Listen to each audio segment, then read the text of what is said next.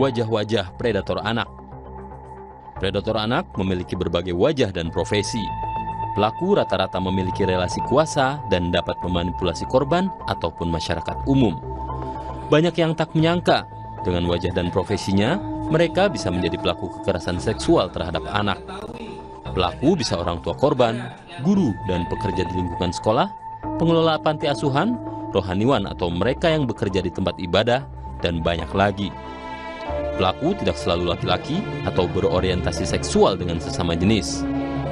Ada ibu yang melakukan hubungan seksual dengan anak laki-lakinya dan divideokan demi imbalan uang.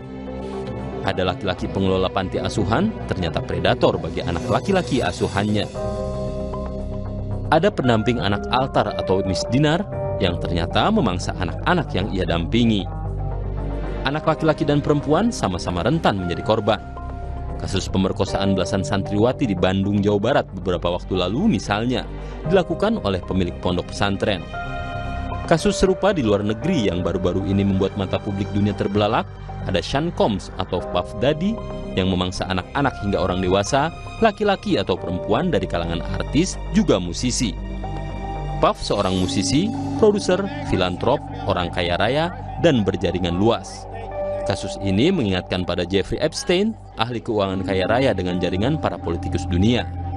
Ia terbukti sebagai predator dan membuat korbannya yang rata-rata anak perempuan di bawah umur berkencan dengan tokoh dunia, termasuk dari lingkungan kerajaan Inggris. Demikianlah wajah-wajah predator begitu beragam. Namun, rata-rata mereka bersembunyi di balik topeng orang baik-baik.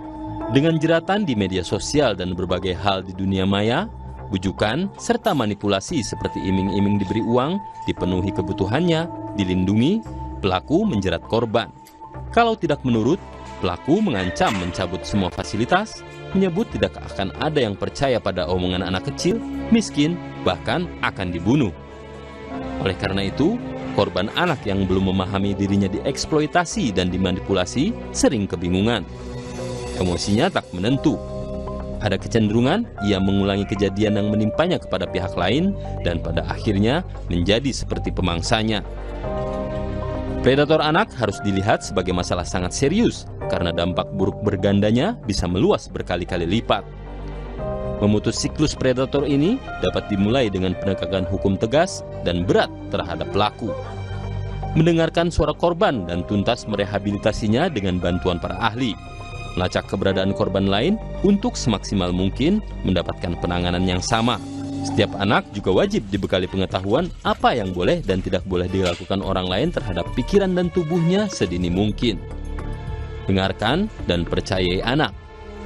Bukan langkah mudah, tetapi harus dilakukan demi menyelamatkan generasi muda kita, bangsa kita.